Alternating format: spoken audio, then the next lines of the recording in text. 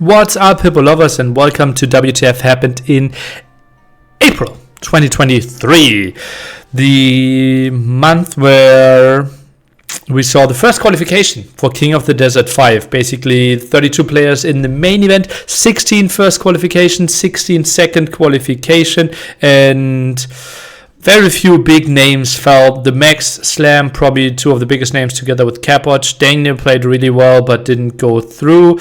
Most of the favorites went through. And we maybe got the biggest upset there, Dogao losing to Mr. Dark. And that brings us to those 16 players that are already guaranteed in the main event. $80,000 on the line there. And you might be missing Jordan, you might be missing the Viper. Both couldn't make it for the first qualification. Jordan is playing the second one. Viper, a bit of a question mark, having surgery for his gallbladder.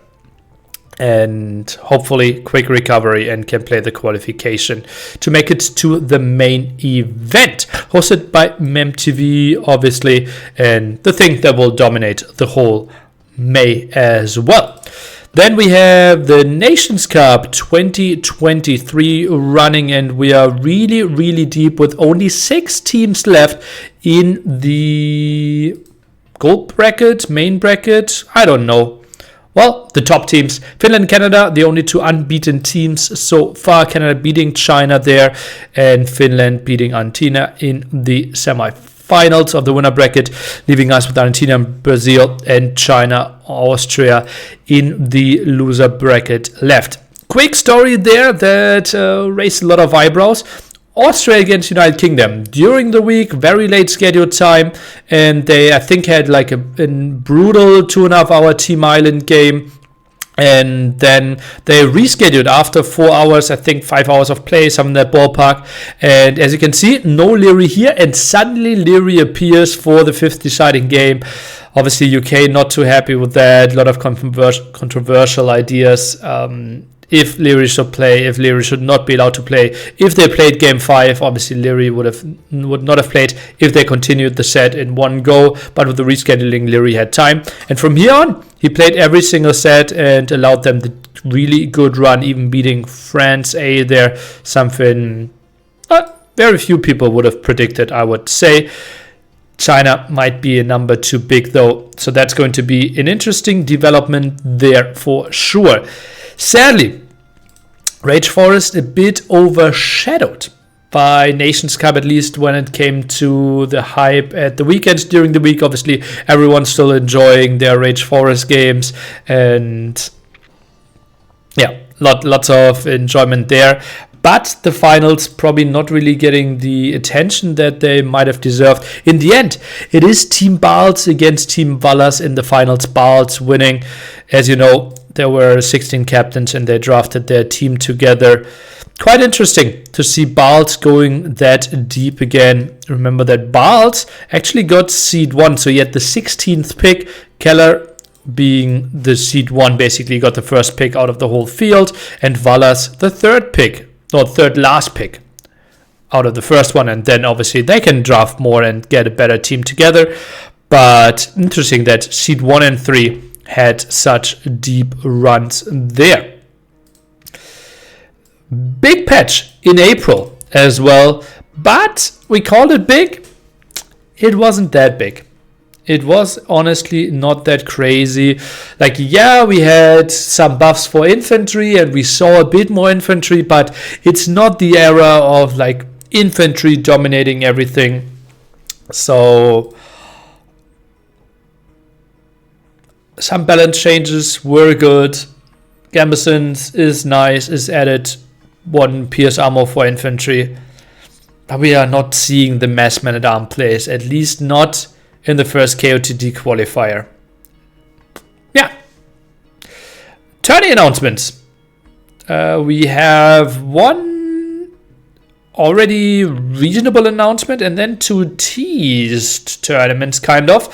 The one big one will happen during July, a 3v3 tournament out of the delicious show match corner. So Danger Dark, aka Shadow Milk, Dragon Milk, is hosting that one, sponsored by Microsoft, and yeah, all the gimmicky maps included there as well. As you can see, the full best of threes. It will be 3v3 and very, very gimmicky maps there. Will be interesting to see. I'm interested to see my Insanity, how they perform as well. We have 4 invited teams. Already had a show match between Gamer Legion and Aftermath. Seed 1 will go for Gamer Legion, and Suomi avoided there, I believe. So that should be pretty damn good for GL. And AO2 made it a bit more into mainstream media than it normally does. We have a Twitter account with 3.6 million followers here that typically tweets about, as you can see, soccer/football. And yeah, they were posting Argentina having the deep run here in the Nations Cup, only posting the winner bracket, which is quite interesting, I have to say. And after that, Argentina lost. But yeah, lots of eyes on there for sure.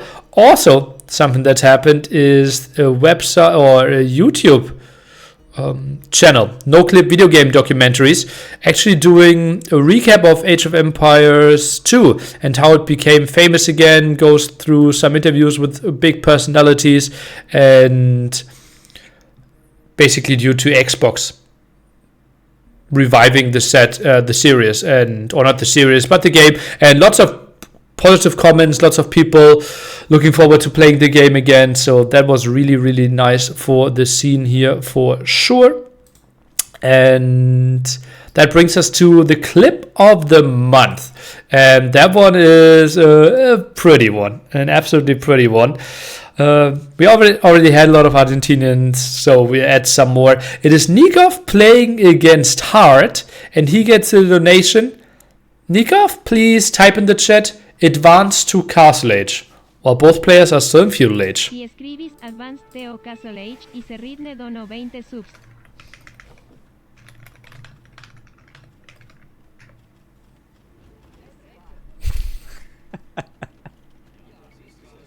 No! No!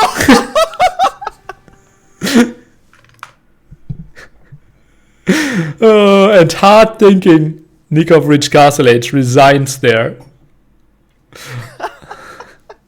Y escribis advance to Castle Age y Serridne dono 20 subs. And let's see the point of view of Hard here. Obviously, hard-fought Feudal Age game for him, 48 foot, so far away from reaching Castle Age.